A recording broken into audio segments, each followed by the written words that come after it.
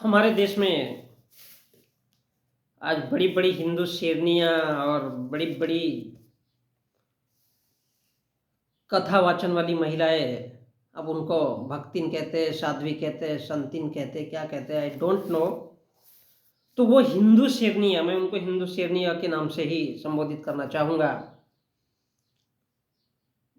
तो वो जो पैदा हो रही है आज मोदी काल में, तो ये क्यों खड़ी करवाई जा रही है? दो चीजों के लिए।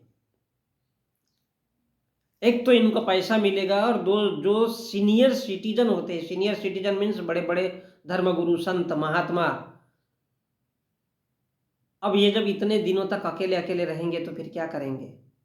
तो फिर इनके माध्यम से उनको पारितोषिक करवाना, उनसे परिचय करवाना, पैसा और सेक्स। तो वो क्या गाना गाते हैं कि राम आएंगे तो अंगना सजाऊंगी, कृष्ण आएंगे तो कंगना सजाऊंगी। तो कृष्ण ने क्या सिखाया? स्त्री को जमा करो, फिर भजन कीर्तन हवन सत्संग करो। जब गोपियां जमा हो जाए तो फिर मौजा ही मौजा, आसाराम और राम रहीम, कहने की बात या कहने की जरूरत नहीं है। तो फिर वो हिंदू शेरनियां जो है, उनका काम क्या है? उनका काम है पुरुषों को बरगलाना। कौन से पुरुष? बड़े बड़े धर्माचार्य। अब उसमें से जो सुंदर सुंदर शेरनियां रहेगी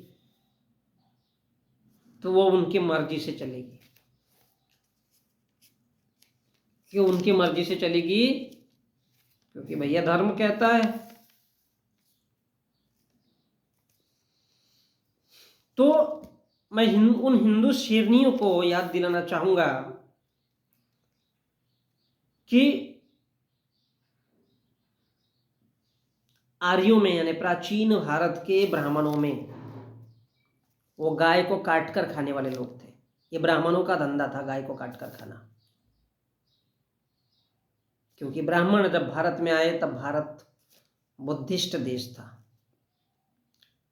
और उस बुद्धिस्ट देश को भी इन ब्राह्मणों ने जम्बू द्वीप ऐसा नाम बताया है। जम बुद्ध द्वीप, अर्थात एक तरफ से जम यानी बू और द्वीप कर दिया, एक ऐसा द्वीप जिसको जम्बू द्वीप कहा जाता है। तो जम पहले लगा दिया, जम, और बू का और धी का यानी बुद्धि का, यानी बुद्धिज्म जो वर्ड था उसको इन्होंने आगे पीछे खसका दिया।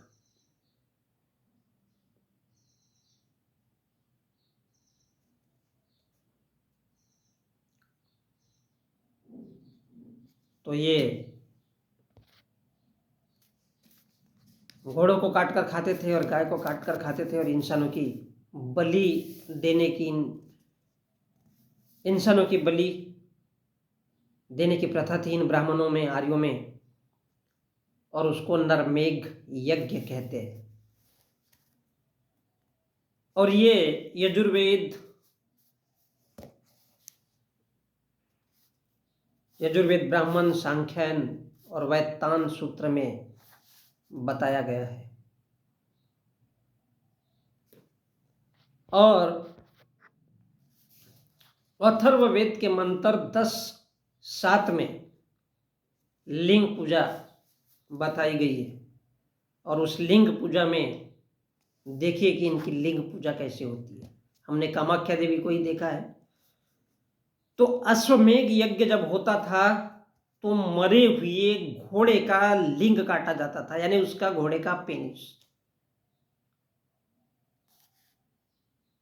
और उसको मरे हुए घोड़े का, जब अश्वमेघ यानी जो यजमान होता था जिसके घर में यज्ञ होना है, उस घोड़े का लिंग काट करके उस घर की जो स्त्री होती थी जिसके घर यज्ञ होता था, उस यजमान की स्त्री के, यानी मरे हुए घोड़े का लिंग उस स्त्री की वेजिना में भड़ाक से घुसाया जाता था। क्योंकि मरने के बाद तो वो कड़क हो जाता है, और उसको मंत्रोपचार से बताया जाता था और समझाया जाता था। तो ऐसा ही एक